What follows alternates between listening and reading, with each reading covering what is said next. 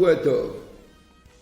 Il y avait une fois une histoire, une jeune fille qui se préparait à se marier, mais avant de se marier, elle a voulu avoir une audience avec le rabbi de Lubavitch. Pour lui dire quoi? Pour lui dire qu'elle ne voulait plus se marier.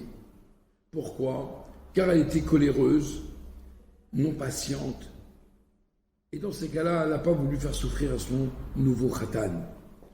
Le rabbi l'a encouragée en lui disant, écoute, il serait bien que tu prennes quelques heures à t'occuper des enfants dans un gan pour justement avoir de la patience et d'être de manière à ne pas être coléreuse.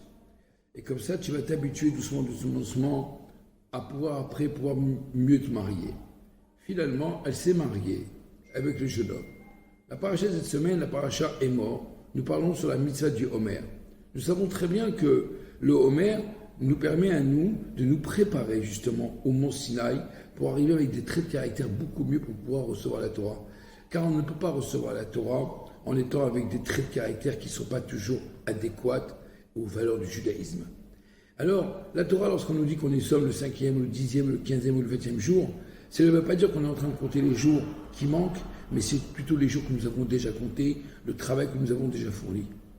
Pour bien nous montrer qu'en vérité, le but d'un juif, c'est justement de savoir que tous les jours qu'il avance, il s'améliore. Il est beaucoup plus facile de finir l'étude du chasse et beaucoup plus difficile à changer un trait de caractère.